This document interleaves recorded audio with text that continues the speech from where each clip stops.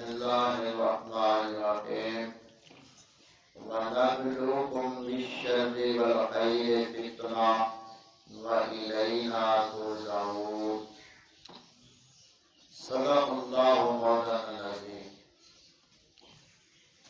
اللهم صل على محمد وعلى آل محمد وبارك وسلم عليه صلاة وسلام عليك يا رسول الله وعلى آلك وأصحابك يا سيدي يا حبيب الله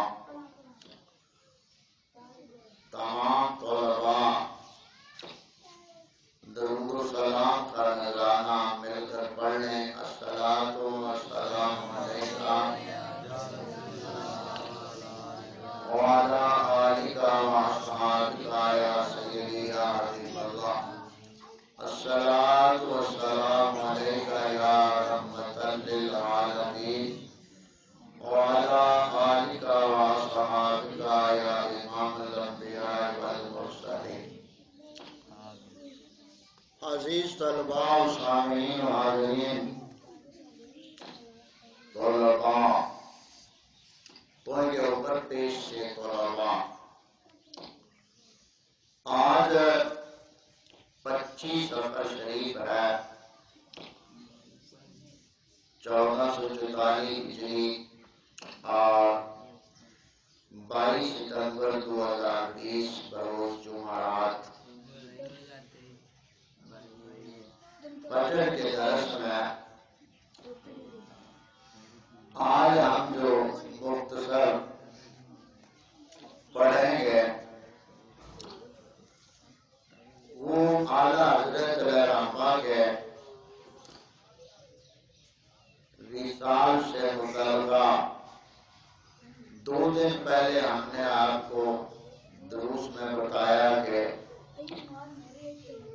آپ کی شخصیت کا تعارف، آپ کی ذات کے بارے میں، ولادت کے بارے میں، وصال کے بارے میں اور مختصر آپ کی دینی خدمات کے حوالے سے۔ تو آج ہم اس حوالے سے بات کریں گے اور طلباء کا توجہ میری طرف کرو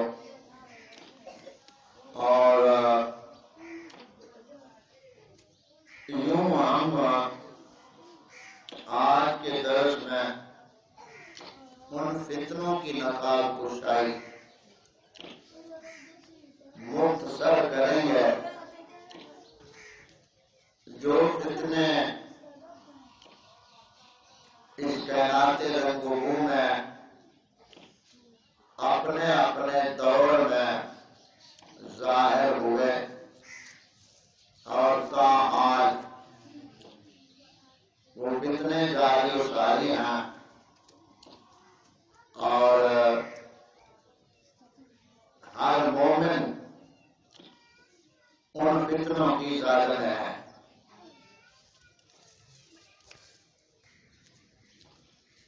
تو ان فتنوں کی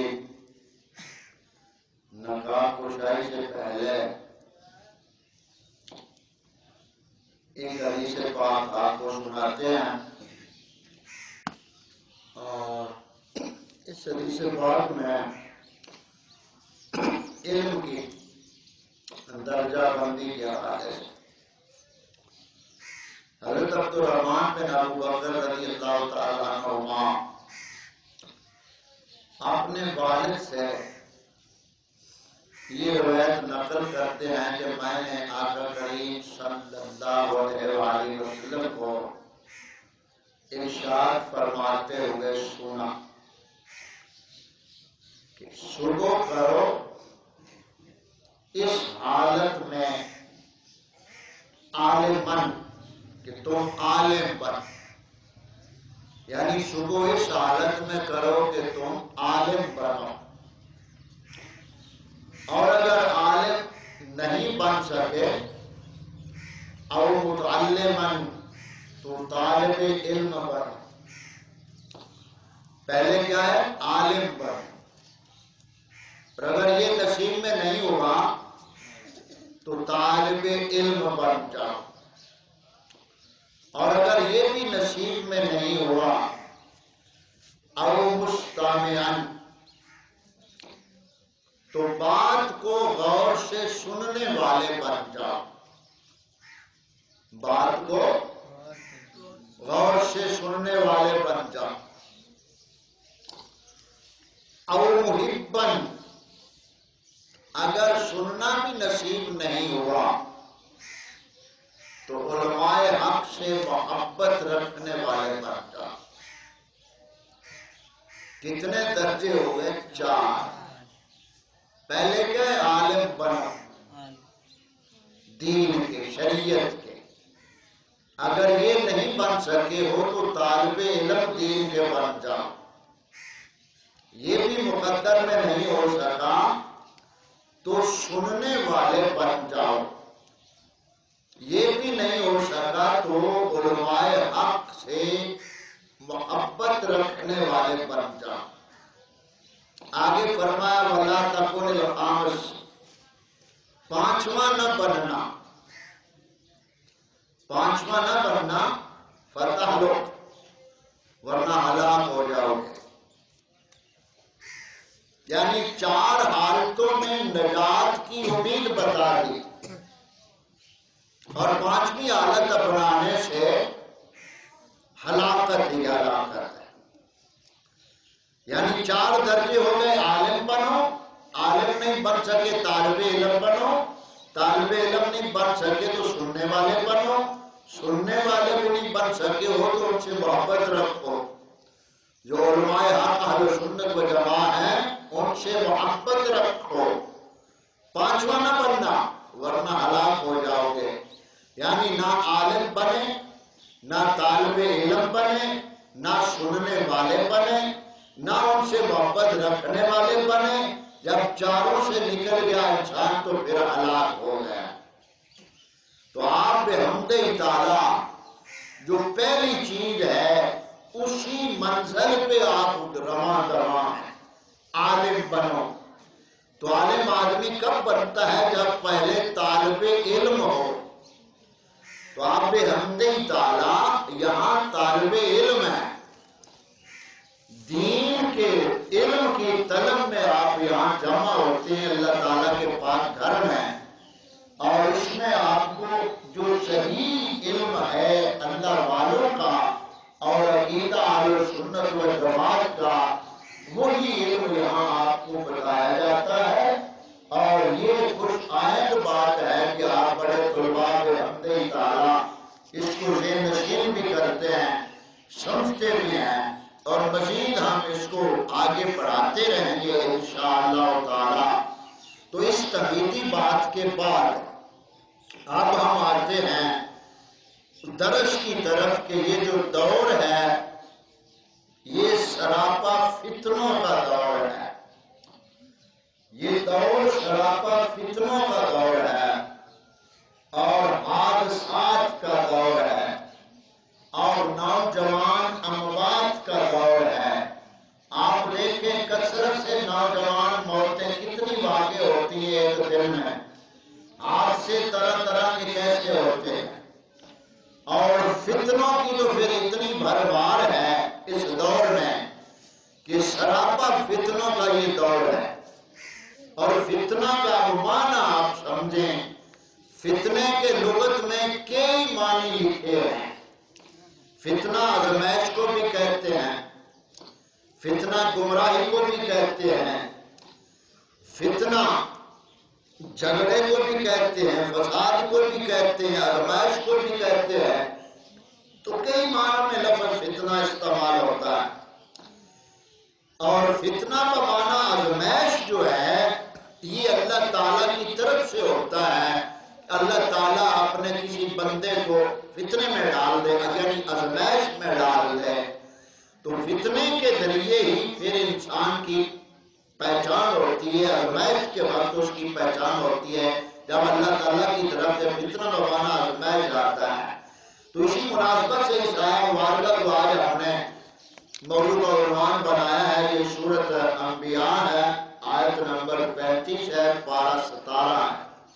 اس میں اللہ تعالیٰ ارشاد فرماتا ہے وَنَبْلُوَكُم الشر والخیر فتنہ وَإِلَيْنَا تُرْجَعُونَ، اور ہم ضرور تمہاری آزمائش کرتے ہیں، اور ہم تمہاری آزمائش کرتے ہیں کس سے؟ شر اور خیر سے۔ یہاں فتنہ کا معنی شر ہو گیا اور خیر معنی بھلائی، یعنی شر اور خیر سے ہم تمہاری آزمائش کرتے ہیں۔ تو اس آیا مبارکہ کے تحت جو فتنے رونما ہوئے ان کی اب ہم ترتیب کو سمجھیں گے، اور پھر آخر پہ آ کر جس مناسبت سے آج کا ہمارا عنوان ہے یوم رضا کے حوالے سے، ہم اپنی استعداد کے مطابق یہ بات کر رہے ہیں۔ یوم رضا آج جہاں بھی پوری دنیا میں جہاں صحیح العقیدہ سنی غیرت مند آباد ہیں، جہاں جہاں وہاں یوم رضا منایا جا رہا ہوگا اور منائیں گے یوم رضا۔ یوم رضا کا مطلب کیا؟ جیسے ہم 11ویں شریف کا اہتمام تو صرف لنگر سے کر لیتے ہیں نا، لیکن جہاں بھی حضور غوث پاک سرکار کے ماننے والے ہیں وہ حضور غوث پاک رضی اللہ تعالیٰ عنہ کے یوم کو، دن کو، اس تاریخ کو باقاعدہ ایک محفل کا اہتمام ہوتا ہے اور وہاں حضور غوث پاک سرکار کے عقائد اور سیرت کو بیان کیا جاتا ہے۔ ہمارا کام تو صرف کھانا پینا ہی ہے نا۔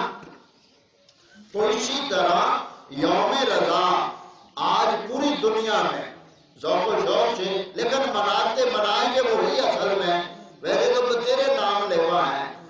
آج کل کے جو پیر آستانوں کے اوپر بیٹھے ہیں سجاتے، یہ افکار اعلیٰ حضرت کے غدار ہیں، اور اعلیٰ حضرت علیہ رحمہ کی فکر سے ان کی بغاوت ہے۔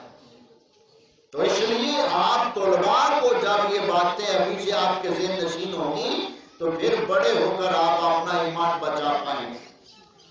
تو اس حوالے سے جو فتنہ ہوتا ہے، اب فساد کا معنی، جھگڑے کا معنی، گمراہی کا معنی، آزمائش کا معنی، شر کا معنی، یہ تمام فتنے کے معنی ہیں۔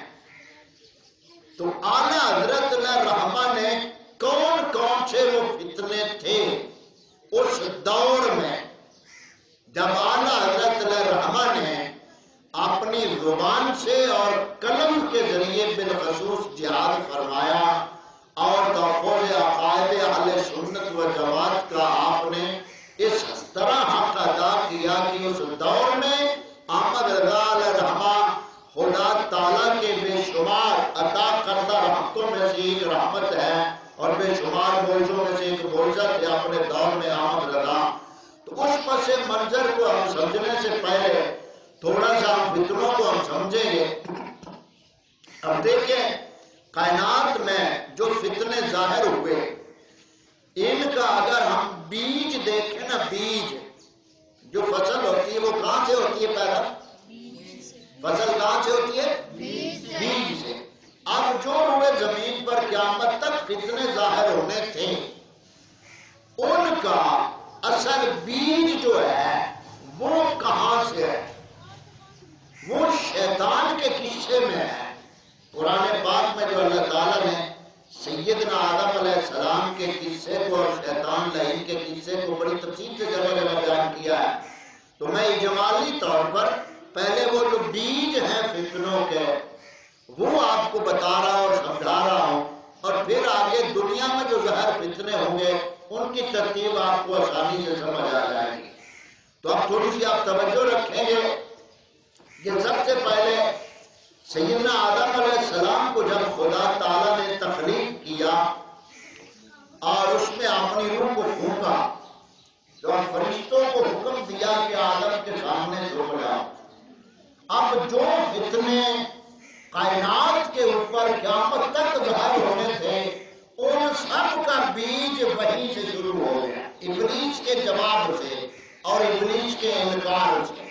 اب اس پہ تھوڑا سا اور آپ کریں، آپ دیکھیں گے کہ جو کچھ اس وقت ہوا آج معاشرے میں کسی کے ذہن میں وہ سب باتیں ہیں، کسی میں 2 ہوں گی، کسی میں 4 ہوں گی، کسی میں 1 ہوگی، کسی میں 3 ہوگی، جو شیطان نے کی تھی۔ اب اس پہ ہم غور کریں گے۔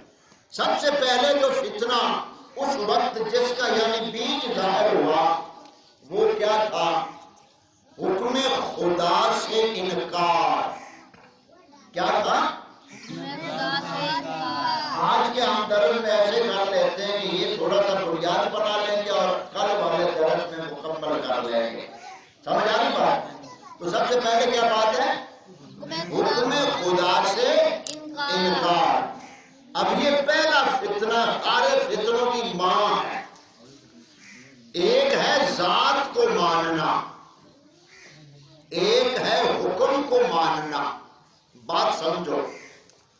اب کمال اور اصل چیز کیا ہے؟ بات کو ماننا. ابلیس خدا تعالی کی ذات کو مانتا تھا، مانتا ہے، مانتا رہے گا. ذات کو مانا ابلیس نے، اللہ رب العالمین کے حکم کو نہیں مانا. کیا کیا اس نے؟ حکم نہیں مانا، ذات کو مانتا ہے. ایک ہے ذات کا احترام، ایک ہے بات کا احترام. مومن تب ہے جب ذات کا بھی احترام ہو اور بات کا بھی احترام ہو. ذات کا احترام ہو اور بات کا احترام نہ ہو تو وہ شیطان بنا. سمجھ آ رہی بات؟ تو یہاں سے پہلی بات ہمیں یہ سمجھ آ گئی کہ آج روئے زمین پر جو بھی ذات کی بات کریں اور حکم کی بات نہ کریں، حکم نہ مانیں، تو وہ ابلیس کے رستے پر ہے. اگرچہ اپنے ذوق میں وہ بہت عاشق بنے ہوئے ہوں گے، بہت کچھ کر رہے ہوں گے دین کے کام، تو کہتے ہیں نا ہم ذات کا دفاع کر رہے ہیں، ناموس رسالت کا تحفظ کر رہے ہیں. وہ بے وقوف بات تو آقا کی اسمبلی میں سنی نہیں جاتی شریعت کی، اور تو کس کے تحفظ میں پڑا ہے؟ سمجھ آ گئی بات؟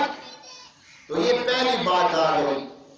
ذات سے اعلیٰ بات ہے. سمجھ آ گئی؟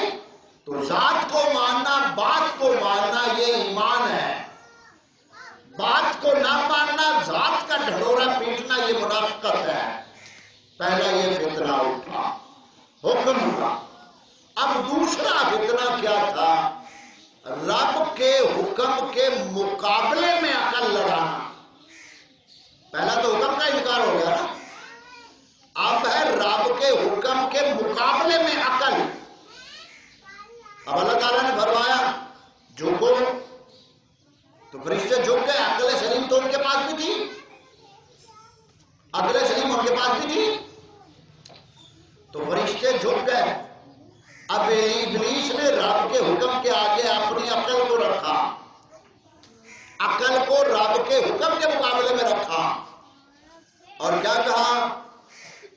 مجھے آگ سے بنایا، آدم کو مٹی سے، میں بہتر ہوں. تو رب کے مقابلے میں اپنی عقل کو رکھنا یہ ابلیس کا دوسرا فتنہ ہے. اب سمجھ آ گئی؟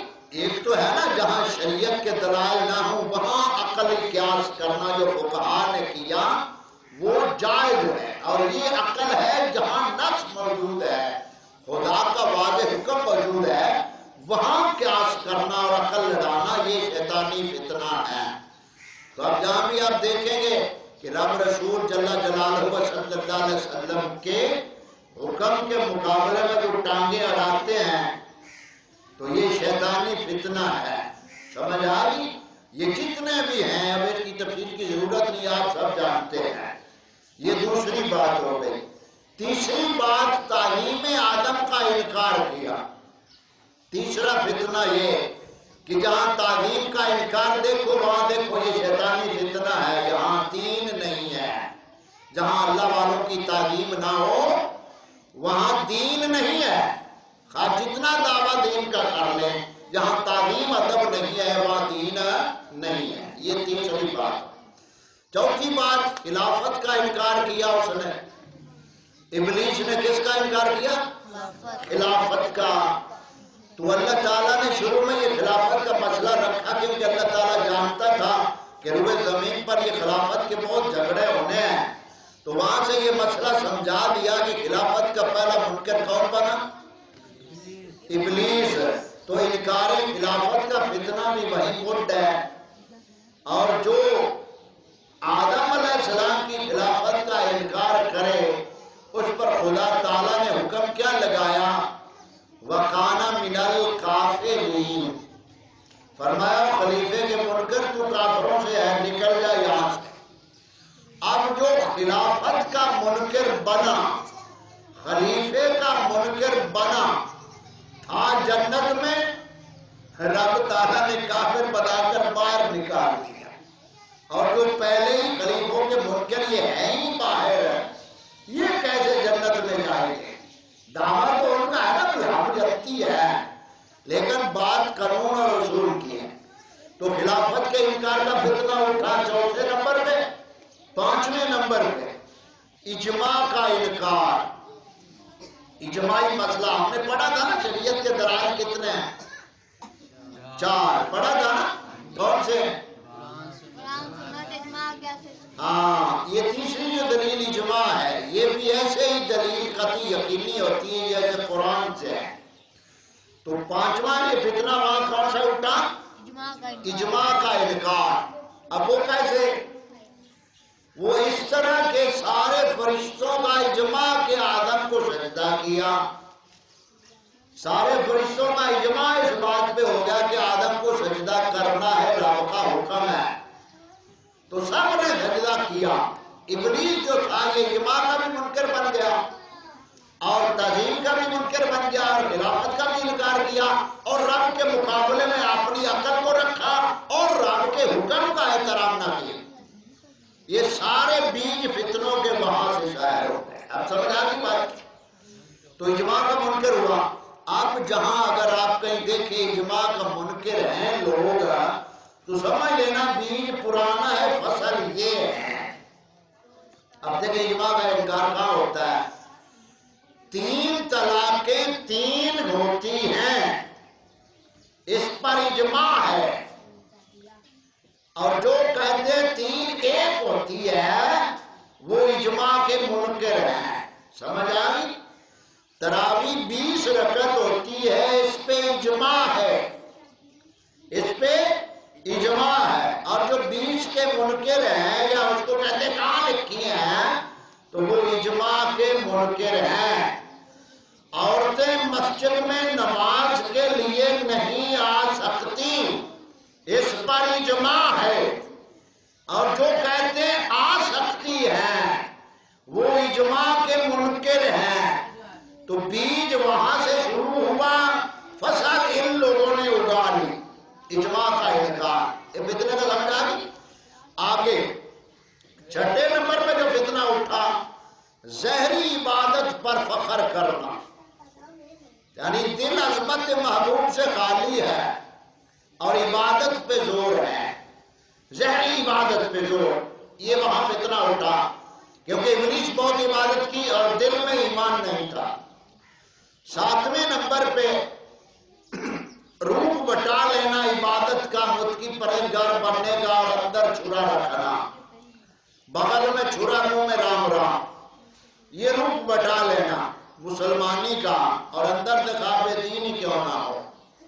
7ویں نمبر پہ 8ویں نمبر پہ ابلیس نے مادہ پرستی کو روحانیت پر ترجیح دی. یہی کہا تھا نا کہ آدم کو مٹی سے بنایا اور مجھے آگ سے. تو مٹی سے بہتر کس کو سمجھا ابلیس نے؟ آگ کو. کس نے سمجھا؟ ابلیس نے، شیطان نے، لعین نے، رجیم نے. مٹی سے بہتر کس کو سمجھا؟ آگ کو. تو اب ہم تھوڑا سا ادھر چکر دیتے ہیں کہ یہ جتنی سیاسی ایجادات ہیں یہ کس پہ چل رہی ہے؟ آگ پہ. بجلی کیا ہے؟ آگ. اور ساری قوم اسی آگ کی دیوانی ہے یا نہیں؟ پوری دنیا ایسے ہی ہے نا. تو اس آگ کو مٹی کے اوپر قیاس کیا تھا ابلیس نے اور اس نے کہا تھا کہ میں بہتر ہوں، آگ سے بنا ہوں. آگ کا شعلہ اوپر جاتا ہے، مٹی نیچے بیٹھ جاتی ہے۔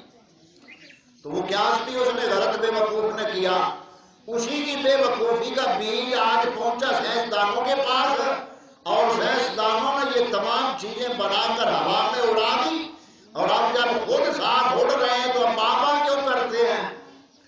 اب ساری دنیا جب اس لپیٹ میں ہے تو بابا کیوں کرتے ہیں؟ اب کیا انہوں نے کیسے غلط کیا؟ بھائی مٹی آگ کے اوپر ڈالے تو آگ کو ختم کر دیتی ہے کہ نہیں؟ مٹی آگ کے اوپر ڈالے تو آگ ختم ہو جاتی ہے، بجھ جاتی ہے۔ اب ابلیس نے یہ کیا کیا کہ آگ آگ ہے۔ تو آج کل آپ یہی نہیں پڑھتے پڑھاتے سنتے سناتے ہیں کہ ہم سے وہ لوگ بہتر تھے جو اعلیٰ تعلیم حاصل کرتے تھے، لندن میں اعلیٰ تعلیم کے لیے گئے تھے، ایسے ہی ہے نا؟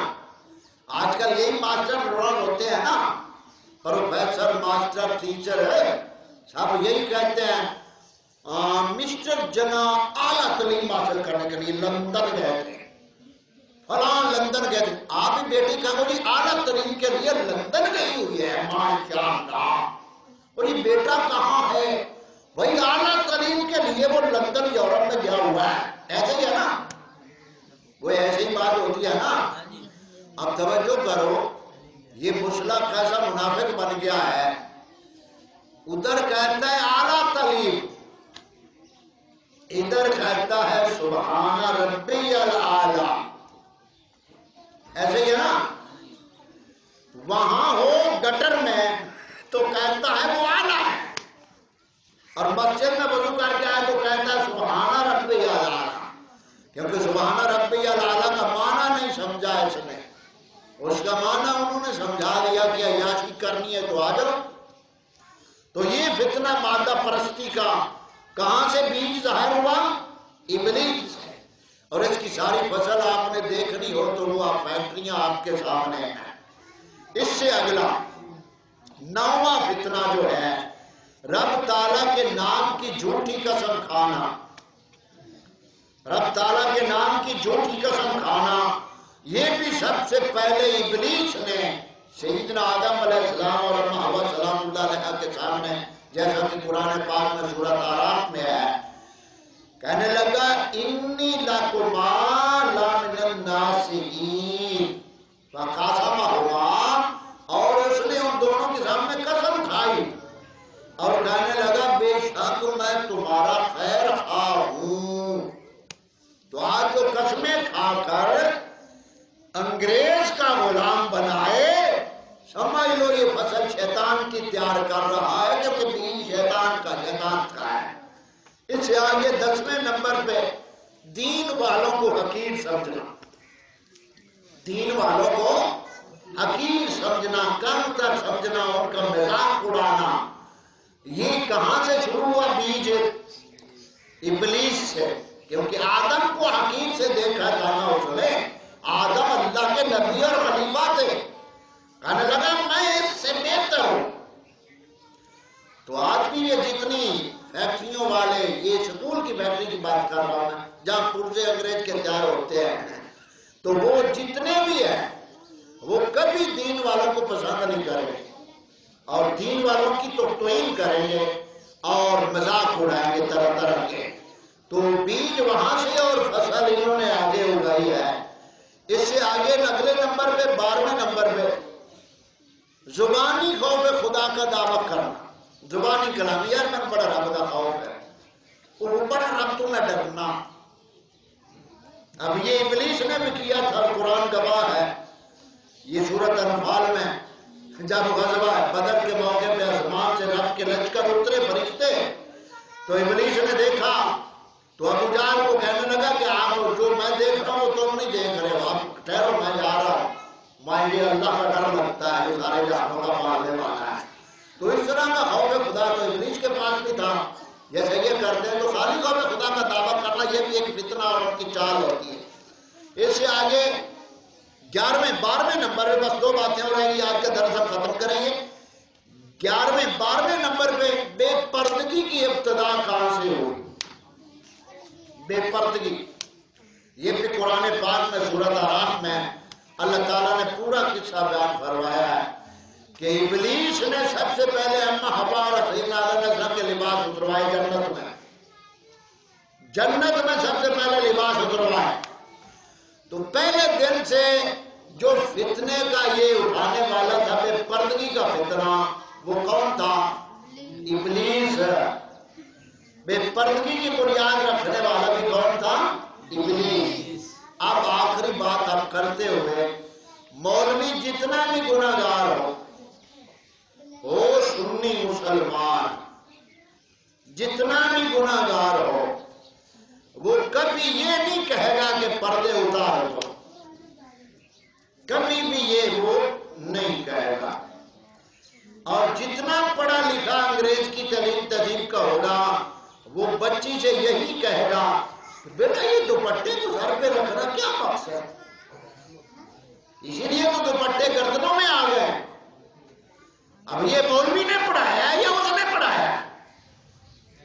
اور کل میں یہاں دیکھ رہا تھا، یہ بچیاں ادھر سے چھوٹی بچیاں آ رہی تھی واپس سکول سے، اور یہاں گزر رہی تھی ٹار ایسی جیسے گدھیاں اور کھچڑیاں بکواس کرتی. اور یہ ماں باپ غور کریں کہ وہ کہاں اپنی بچیوں کو اور کیا کر رہے ہیں، اور ان کی ٹانٹ اور مذاق اڑایا جا رہا ہے بازار میں، اور ہنسی کھیلتی جا رہی تھی. تو یہ بے پردگی کی بنیاد کس نے رکھی؟ ابلیس ہے. 13ویں نمبر پہ حق کے مقابل تکبر کر. ایک جو ہے نا حق کو ماننے والا تو مومن ہوتا ہے، ایک حق کے مقابلے میں تکبر میں آ جاتا. یہ ابلیس نے کیا. تکبر، قرآن فرماتا ہے کہ اس نے تکبر سے منہ پھیرا. تو حق کے مقابلے میں تکبر کا فتنہ کہاں سے آیا؟ ابلیس بنیاد ہے. آگے دیکھ کے ہاں یہ چیز پائی جائے کہ وہ فصل کا اگانے والا ہے. تو آگے آخری بات، خواہش نفس کی اتباع کرنا. یہ وہ ابلیس خواہش اس کے دل میں اٹھی کہ میں بہتر ہوں آدم سے، تو سارے فتنوں کی وہاں سے بنیاد پڑ گئی. تو یہ جو فتنے کائنات پہ ظاہر ہونے تھے، ان کا ہم نے جو اصل بیج تھے قصہ سیدنا آدم علیہ السلام اور ابلیس کے حوالے سے، یہ آپ کو ہم نے تقریباً 14 باتیں بتائی ہیں. اب یہی 14 باتیں آپ روئے زمین پہ جہاں بھی دیکھیں جو ان فتنوں کی آبیاری کر رہے ہیں اور ان فتنوں کو پروان چڑھا رہے ہیں اور ان فتنوں کے لیے دن رات کوشش اور پیسہ پانی کی طرح بہا رہے ہیں، تو سمجھ لو یہ ابلیس کے پیروکار ہے. محمد رسول اللہ کی شریعت کے یہ دعوے دار نہیں تھا، لاکھ دعویٰ کرتے رہے. جب تک آدمی دین اسلام سے ملوث نہیں ہو جاتا تب تک وہ مومن نہیں بن سکتا، اور جب تک مومن نہیں بنے گا تب تک اللہ تعالیٰ کی بارگاہ سے وہ نجات نہیں پا سکتا. تو یہ وہ فتنوں کا اجمال تھا. کل کے درس میں ہم انشاءاللہ تعالیٰ اعلیٰ حضرت علیہ رحمہ کے حوالے سے کہ اس دور میں جو انگریز نے فتنے اٹھائے گئے جواب یہ بنا، اور پیچھے اصل میں ابلیس کی فکر نہیں، سوچ افکار ابلیس کے تھے، اور انگریزوں اور یہودیوں میں جو آئے تو انہوں نے پھر مسلمانوں میں یہ فرقہ واریت اور فتنوں کا بیج اس طرح بو دیا. اس دور میں پھر امام احمد رضا علیہ رحمہ نے اللہ تعالیٰ کی مدد اور توفیق سے عقائد اہل سنت پر اس طرح پہرا دیا کہ جیسے پہرا دینے کا حق ہوتا ہے. سب کچھ اپنا قربان کر کے دین کے اوپر آقا کریم صلی اللہ علیہ وسلم کی نموز اور آپ کی شریعت کا آپ نے تحفظ فرمایا. اس اعتبار سے آپ نے احمد رضا کو مضبوطی سے پکڑ رکھا ہے. اور کل کے درس میں آپ کو ہم نے یہ بتایا تھا کہ مسئلہ کی اعلیٰ حضرت کی کتنی قسمیں بتائی تھی؟ 3. کتنی تھی؟ 3. پہلی کون سی تھی؟ شاباش. دوسرا شاباش. تیسرا تقلیدی مسئلہ. تو آج کا یہاں درس ہم ختم کرتے ہوئے اور کل انشاءاللہ تعالی اگلے فتنوں کی ایک ہی نظر میں ہم کرتے ہوئے بات یہ موضوع اپنے اختتام کو پہنچ جائے گا. اور پھر آگے ماہ نور ربیع نور شریف آ رہا ہے، اس کی آمد ہے، تو اس میں ہم آقا کریم صلی اللہ علیہ وسلم کا بھی ذکر خیر کریں گے درس میں، اور آقا کریم صلی اللہ علیہ وسلم کی سیرت بھی اور صورت بھی، اور جو اعتراضات کیے جاتے ہیں ان کے بھی ایک ایک اعتراض کا جواب اٹھانا. اس ترتیب سے انشاءاللہ تعالی اللہ تعالیٰ کو جب تک یہ منظور ہے سلسلہ جاری ساری رہے گا. اللہ تعالیٰ ہمیں حق سمجھنے کی اور حق پہ قائم رہنے اور حق پہ مرنے کی توفیق عطا فرمائے.